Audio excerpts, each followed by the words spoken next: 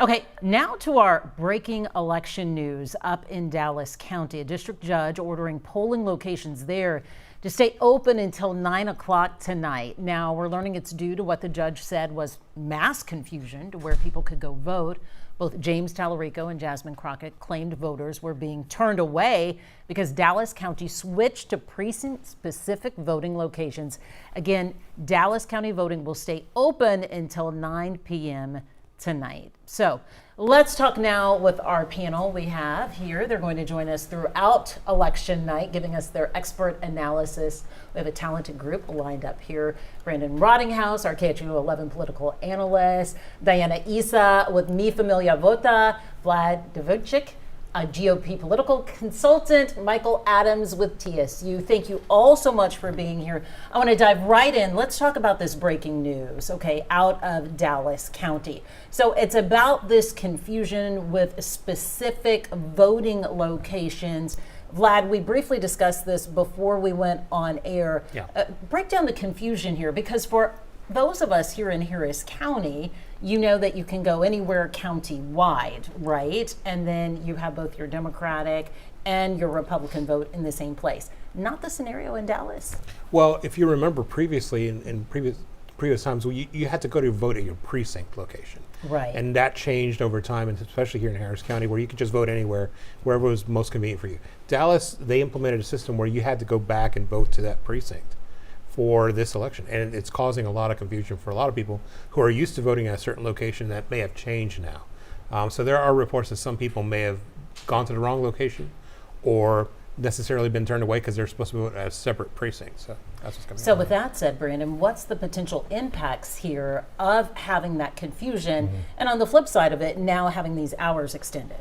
Yeah, well, we know that a confused voter is a non-voter, so that's obviously what's driving a lot of this, and certainly the courts have seen this and they want to extend these hours to give people the right to vote. We also know from scholarship that basically if people are more likely to vote in these county-wide scenarios where they're at work, closer to their workplace instead of closer to their home. So if you tried to vote one place, you have to backtrack and go to the other. Maybe you try to go after work, but you don't have time. So that kind of confusion, again, leads to this non-voting. I think at the end of the day, it's certainly going to drive down turnout on election day. You're certainly going to see this impact the Democratic side of the Senate race. Probably Jasmine Crockett and her company right now are sweating because they know that they've got to get big numbers out of Dallas. Right, because that's where she's based, Yes. is in Dallas, and that's where she's likely been campaigning the most as well, Yeah. too.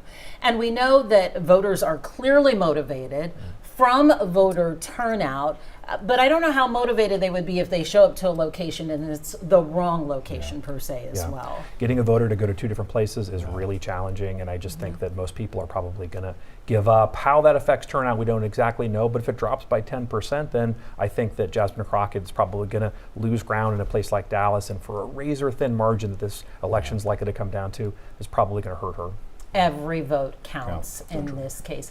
Let's talk about what's motivating voters to get out early for a change. Give us some insight and perspective into what is driving people to the polls so early. I think we're seeing just energy up and down the ballot. The Democrats have bragged that they've got candidates running in all these positions. That means you've got more of a grassroots effect. You've got voters who are enthusiastic about candidates up and down the ballot. You've also got a national referendum on Donald Trump. You cannot take him out of the equation because people are really excited about weighing in on these national controversies. The conflict in Iraq or Iran is just basically the most recent version of this. So we're seeing a lot of that national politics seep into what's happening here in Texas.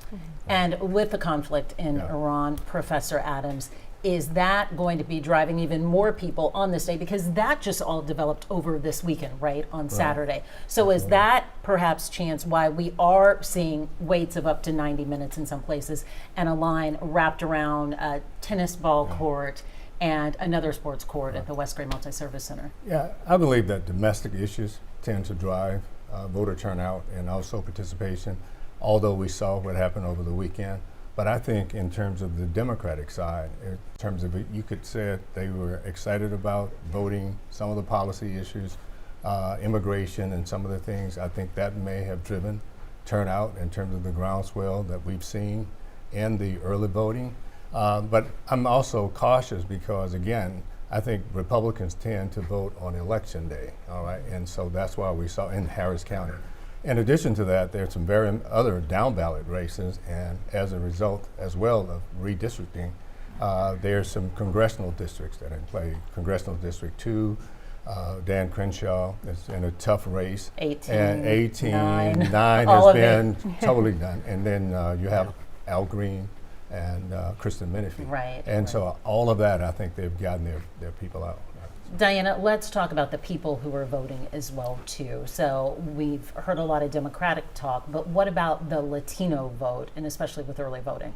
Yeah, I think right now Latinos are just motivated to get out and do something. As someone that works at an organization that consistently talks to folks, to voters, what we're hearing is that they're just wanting to get activated, right? They're calling us, how is it that we can volunteer? How is it that we can just get civically engaged? And I think the timing right now with our primaries in Texas being so early on, people are just wanting to get to the voting booths and make their voice count.